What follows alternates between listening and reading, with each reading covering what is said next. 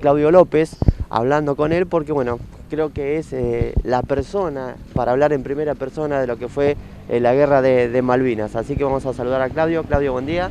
Hola, buenos días. Bueno, Claudio, decíamos, 40 años ya de lo que fue Malvinas, ¿no? Un recuerdo, sobre todo ustedes que fueron excombatientes, que estuvieron en el lugar, que no se borra nunca, ¿no? Sí, en realidad nosotros, como veteranos de Malvinas y combatientes, la mayoría, no nos cambia nada a los 40 años, siguen siendo lo mismo, así el año que viene sean 41, es lo mismo, tiene el mismo significado. Lo que sí nosotros siempre intentamos es de que la gente se tome un minuto, sobre todo el 2 de abril, ni antes ni después, y recuerde a todos los soldados que estuvimos en Malvinas, por el honor, la valentía de que defendimos nuestro territorio ante la invasión de Inglaterra, que estaba apoyada por grandes potencias. Y que a su vez esas personas que lo recuerden, que puedan transmitirlo a sus hijos, a los más pequeños, para que les digan el honor, así como hoy se recuerda y se comenta mucho la valentía y el honor de los soldados de Ucrania ante la invasión de una potencia. Nosotros también tuvimos ese mismo honor y esa misma valentía para defender nuestro territorio, que a la larga, y siempre tenemos esperanzas de que podamos recuperar las Malvinas, porque es nuestro territorio. Y el hecho de transmitir a los más chicos, enseñarles de la defensa, de nuestra soberanía, que eso es muy importante para un país, y no olvidar jamás. Bueno, y digo, además de la guerra, ¿no? Después que terminó la guerra, yo a veces digo que fue otra guerra, ¿no? Con ese proceso que se habló de desmalvinizar un poco, ¿no? De ocultar, ¿no? Eso también cuesta, ¿no? Y de a poco se va venciendo. Hubo etapas. La primera etapa de la democracia, creo que el hecho de haber recuperado la democracia fue muy importante para todos. Entonces eso tapó un poco lo de Malvinas. Y a medida que pasaron los años, siguió igual. Hubo, y en la actualidad, hay algunas intenciones no de desmalvinizar, sino en lo posible de recordarlo siempre. Pero llegado el momento, uno se da cuenta de que hay otras prioridades. Y siempre nos dejan de lado.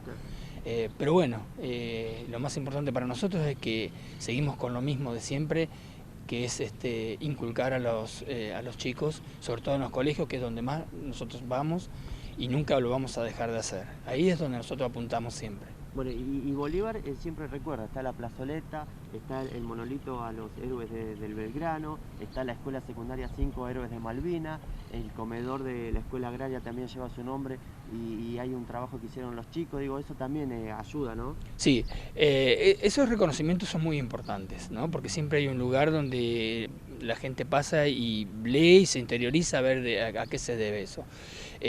Pero sí, lo que por ahí vemos es que en los actos, por ejemplo, este 2 de abril, a mí no me avisó nadie si hay un acto, nada. Pero bueno, como ya sé que esto va a suceder, nosotros ya año tras año nos organizamos para ir a otras ciudades donde nos invitan siempre, y bueno, tal es así que nosotros hoy a la tarde nos vamos para General Alvear, donde nos esperan para hacer la vigilia, y hasta el día 3 de abril vamos a estar ahí.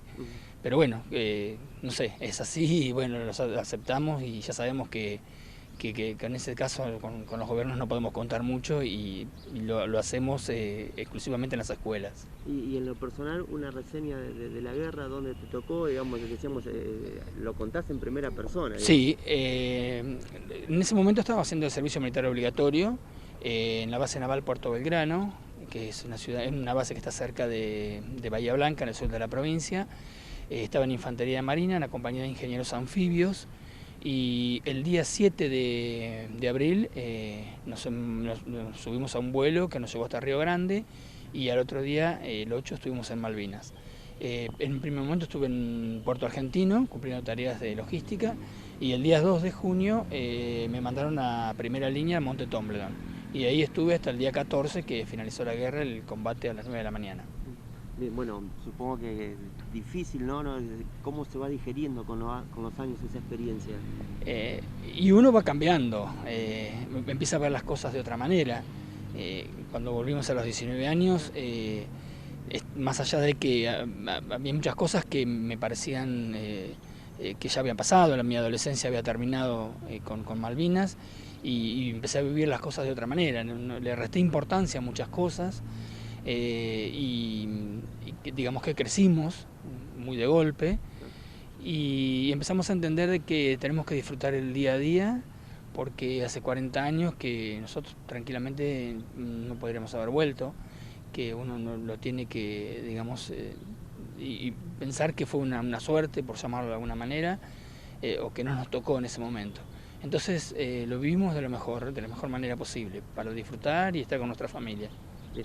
Por supuesto, con mucho respeto lo pregunto, digo, ¿estuviste cerca de la muerte?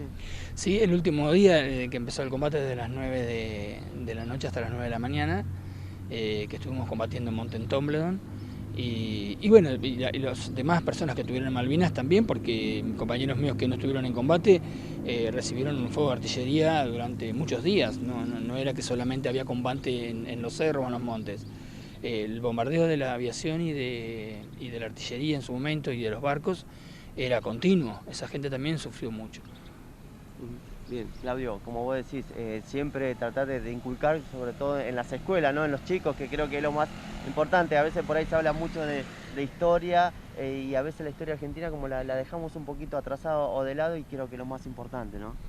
Sí, creo que la historia hay que inculcar, ¿no? No podemos dejar de lado este tipo de hechos porque digamos que es una guerra en la era moderna de nuestro país, que también es cierto que, digamos, fue lo que nos devolvió la democracia, el hecho de haber sufrido una derrota. Mal que nos pese, fue así, porque uno no puede imaginar qué hubiese pasado si, no digo haber ganado, sino el hecho de haber llegado a un acuerdo, simplemente a lo mejor nos hubiese costado sacar de una dictadura. Pero sí el hecho de la enseñanza en los colegios, porque la mayoría, imagínate que hoy una persona que tiene 45 o 46 años, esos son los únicos que se pueden acordar, de ahí para abajo es más difícil. Entonces, por eso hoy decía que hay que inculcar y enseñar a los chicos lo que pasó en la guerra, sobre todo que tienen la posibilidad de que estamos nosotros para poder contarlo. No, y además digo, le están contando esto a chicos de 17, 18 años, que quizás muchos de ustedes a esa edad, o prácticamente en esa franja de edad, estaban con un fusil en la mano. Exactamente, ayer fui a un colegio de chicos de 16, 17 años y eso les contaba, ¿no? Que esa edad, cuando yo tenía 17, yo había salido sorteado en mayo del año 81. Y bueno, y parece mentira, uno los ve y no puedo creer que a esa edad haya estado casi en una guerra, ¿no? Y por eso a veces trato de que ellos lo vean de esa manera, que se imaginen. ¿Fuiste parte de la rendición? ¿Cómo? Nosotros, cuando se termina el combate, regresamos caminando hasta Puerto Argentino, que es alrededor de 7, 8 kilómetros más o menos, creo que es eso. Y estuvimos en Puerto Argentino hasta que empezaron a recibir órdenes de cómo teníamos que proceder para cuando llegaran los ingleses. Y ahí estuvimos prisioneros en un colegio y después trasladaron al aeropuerto y después de vuelta otra vez a la ciudad, y cuando se cumplió la semana nos embarcaron en el Almirante Irizar, el rompehielo argentino, y de ahí hasta Ushuaia. ¿Volviste alguna vez a Malvinas? Sí, en el año 2015 volvimos dos compañeros de acá de Bolívar, uno de La Flor y otro de Deró.